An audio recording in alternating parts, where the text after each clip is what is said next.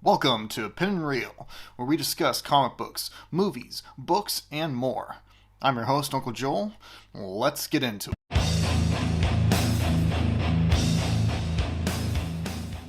Saga by Brian K. Vaughan and Fiona Staples. This is one of the most revered, highly respected, loved comic books published in modern times. And though it's been on hiatus for several years, it is due to come back soon with the second half of this space epic. But what makes Saga so popular?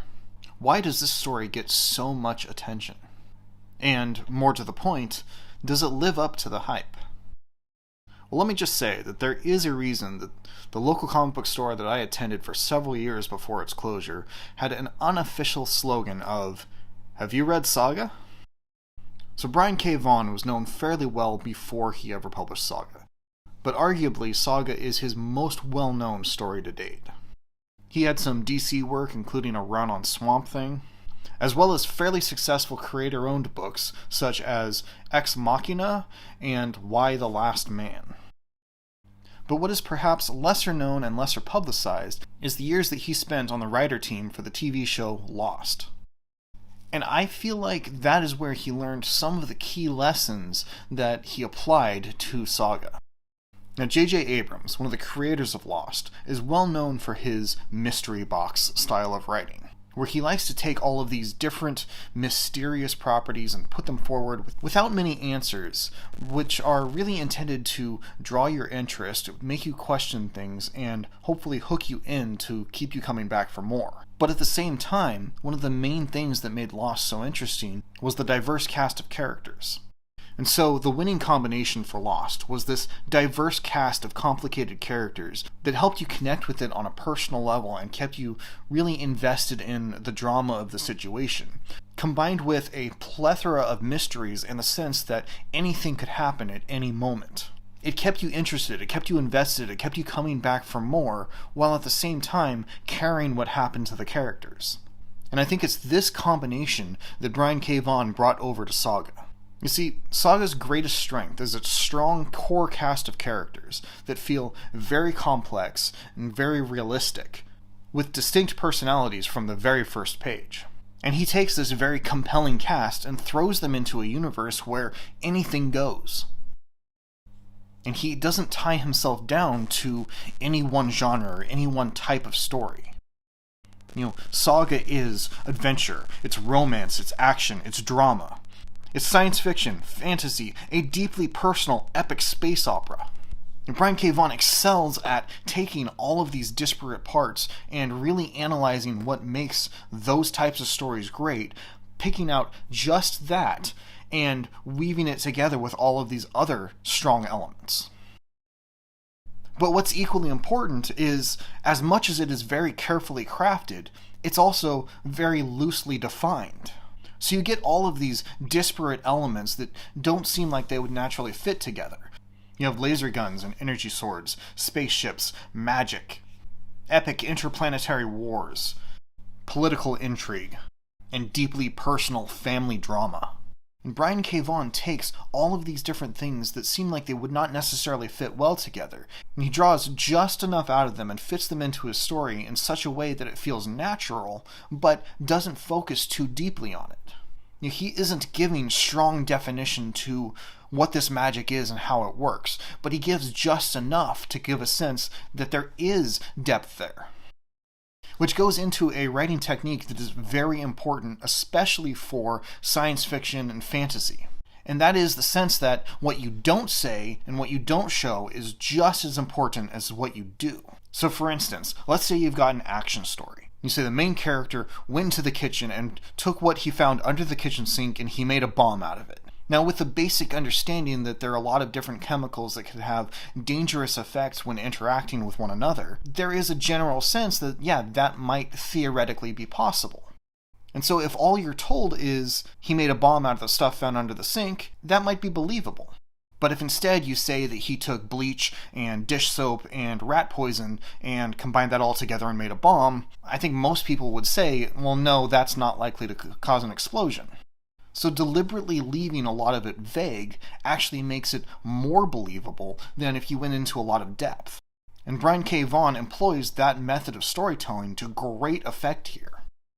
When you see Marco utilizing magic within the story, you get the sense that there is a lot of depth there. He says for a certain spell that he needs to have a secret that nobody knows. And when he employs that secret, the magic works. So setting that up shows that there is some sort of logic to the magic and that there is a lot of depth there, but you're just getting the very surface level of it and don't really explore it further.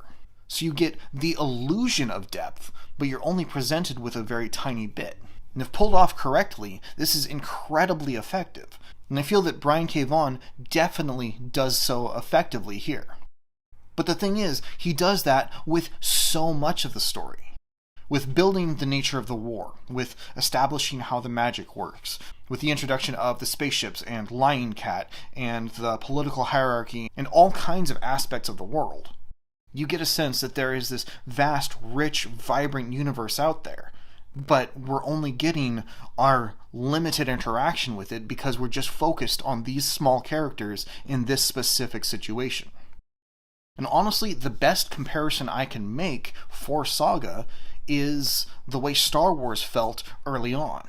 Now, it's quite a bit different since we have had decades of Star Wars stories, and we've had tons of novels and video games and movies and TV shows all exploring different aspects of the universe, really delving into the history of the Sith and the Jedi and where the Force comes from and how the Force works and the different layers of the Force. And so much of that mystery has been stripped away and really deeply analyzed and built up that we don't necessarily have that same sense of awe and wonder and anything can happen nowadays.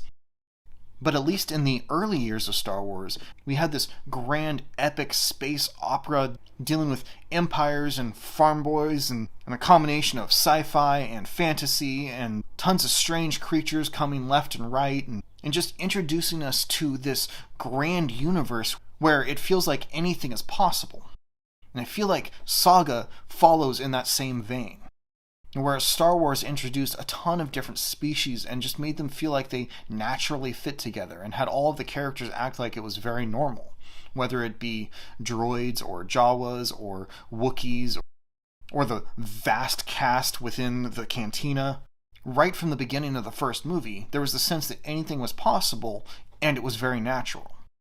Similarly, Saga introduces us to a humanoid with wings, a humanoid with horns, a humanoid with a TV for a head. We get a spider lady. We get a lie-detecting cat. We get a ghost girl. We get a rocket ship forest. We get lasers, we get a space war with giant monstrous creatures. We get magic, we get complicated politics, we get high, very personal drama. We get this very vast, expansive landscapes and diverse cast of creatures that all feel like they fit together because everywhere you turn, something new is popping up. And tying together this constant deluge of new imagery is the phenomenal artwork by Fiona Staples.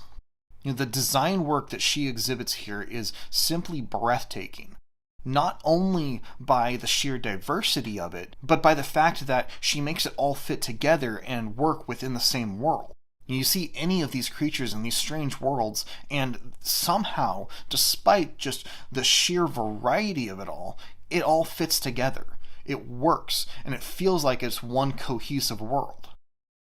And then intertwined within all of this, you have these deeply complex characters who feel very realistic. They have very complex and yet believable conflicts. And it makes you connect with this strange, diverse world in a way that might not seem natural. And yet, somehow, it is.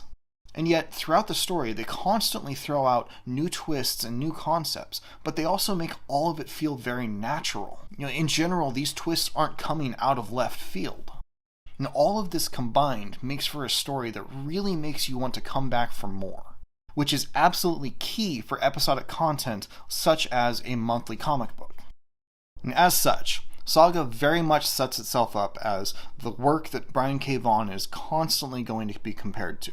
In a lot of ways, this is his masterpiece, and any other work that he does is going to be held up against Saga. But likewise, any other comic book that is put out, period, is going to be held up against Saga and held to a similar standard. just as Watchmen or The Killing Joke set a new standard for comic books at that time. I feel like Saga raises the bar for what we could expect from comic books. Now, that's not to say that this book is going to be for everybody. At the very least, there is a bit of shock value throughout and some definite adult content. So this book is very much intended for more mature audiences. And I can understand a lot of people wanting something a bit more grounded. But for me, this is really a masterclass in what can be done with comics, and it really highlights the strengths of the medium. As I feel that at this point, this simply is not something that you could accomplish with mere prose. And at this point, the only way we're ever going to get a comics accurate representation of Saga on TV or in movies is with an astronomical budget that I simply do not see anyone approving anytime in the near future. So if you're a fan of comics and you haven't checked out Saga, well, are you really a fan of comics? But no, seriously. If you're a fan of comics and you haven't checked out Saga, I'd recommend at least giving it a try. First volume is pretty much always fairly cheap, and for such a low introductory price, you never know, you just might find your next favorite comic. But if you've read Saga, what did you think? How do you feel about all of these different disparate elements coming together to craft a very unique and diverse story and world? Do you love Lion Cat as much as everyone else seems to? Let me know down in the comments what you think of Saga. I'm really curious to hear your thoughts. If you could help me out by hitting like, I'd appreciate it. Be sure to hit subscribe so you don't miss out on the rest of my comic book content. I look forward to talking comic books with you in the future. And until next time, this is Uncle Joel saying, stay tangible.